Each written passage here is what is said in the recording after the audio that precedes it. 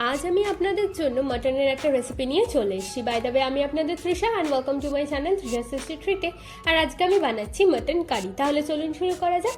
এই mutton curry বানানোর জন্য প্রথমেই আমরা একটা পেস্ট বানিয়ে নেব। আর এই পেস্টের জন্য মিক্সিং জারের মধ্যে দিচ্ছি 1 ইঞ্চ আদা, 2 চামচ মতো রসুন, একটা পেঁয়াজ টুকরো করে কেটে নিয়েছি সেটা দিয়ে দিচ্ছি, আর দেবো 2টো কাঁচা লঙ্কা। এবার এটার একটা পেস্ট বানিয়ে নেব। এবার একটা বোলের মধ্যে দিচ্ছি 500 গ্রাম মতো মাটন।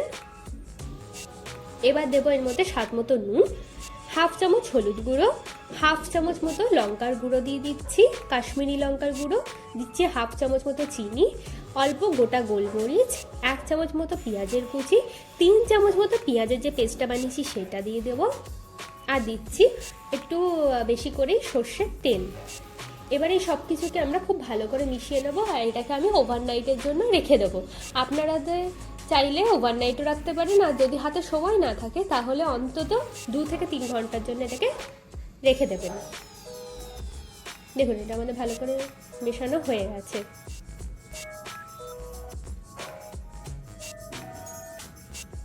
এবার কড়াইয়ের মধ্যে আমি প্রথমে সর্ষের তেল দিয়ে দিচ্ছি বেশ কিছুটা, আর তেলটাকে আমরা ভালো করে গরম করে নেব।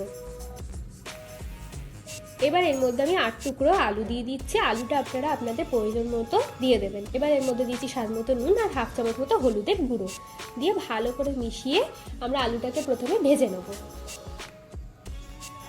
দেখুন, আলুটা আমাদের ভালো করে ভাজা হয়ে গেছে, আর আলুটা আমরা তুলে নিচ্ছি।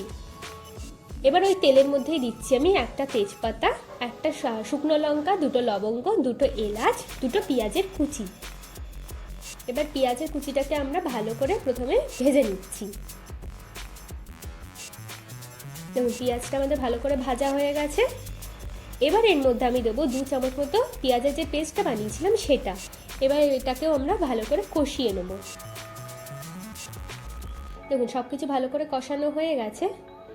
এবার আমি এর মধ্যে দিয়ে দিচ্ছি মাটনটা। মাটনটা দেওয়ার পর কিন্তু আমাদের মাটনটাকে ভালো করে কষে নিতে হবে।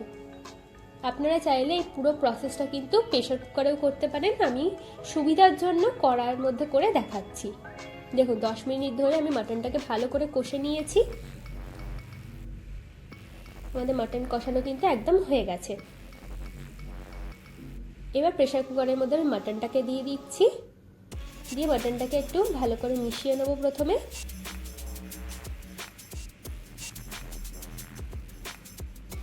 দেখুন, ভালো করে মেশানো হয়ে গেছে। এবার আমি এর মধ্যে দিচ্ছি একটা টমেটোর কুচি।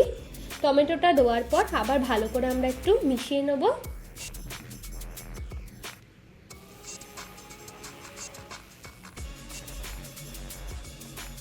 এবার আমি এর মধ্যে কড়া ধোয়া জলটা দিয়ে দিচ্ছি। এতে কিন্তু মাটনের টেস্টটা খুব ভালো হয়। দেখুন, ভালো করে আমরা আবার এটাকে মিশিয়ে নিচ্ছি। এবার এর মধ্যে যে আলুগুলো ভেজে রেখেছিলাম সেটা দিয়ে দেবো, আর দিচ্ছি কিছুটা রসুন। এটা অপশনাল, আপনাদের পছন্দ হলে দেবেন, না হলে দেবেন না। এবার আমি এটা 3টে সিটি দিলেই কিন্তু আমাদের মাটন একদম রেডি। এবার এর মধ্যে আমি দেবো হাফ চামচ মতো গরম মশলার গুঁড়ো, আর দিচ্ছি 1 চামচ মতো ঘি। ব্যাস, এবার ভালো করে আমরা মিশিয়ে নিচ্ছি। আর ভালো করে মিশিয়ে নিলেই কিন্তু আমাদের মাটন কারি একদম রেডি। চলুন এবার এটাকে আমরা সার্ভ করে নিই।